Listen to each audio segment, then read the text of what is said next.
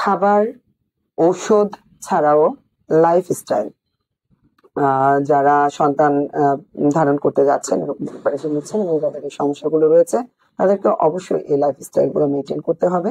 পর্যাপ্ত ঘুম এবং মানসিক দুশ্চিন্তা থেকে আসলে দূরে থাকতে হবে। ওজন নিয়ন্ত্রণে আনতে হবে। অতিরিক্ত স্থূলতা ডিম্বাণুর কোয়ালিটিকে নষ্ট করে, তাই অবশ্যই স্থূলতাকে পরিহার করতে হবে এবং নিয়মিত হালকা ব্যায়াম করতে হবে।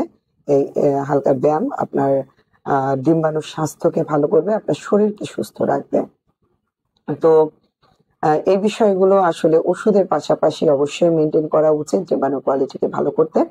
এবং যদি সমস্যা হয় তাহলে অবশ্যই একজন অভিজ্ঞ হোমিও ডক্টরের শরণাপন্ন হন। আপনার এই সমস্যা নিয়ে তার সাথে কথা বলেন, তার পরামর্শ অনুযায়ী চিকিৎসা গ্রহণ করুন।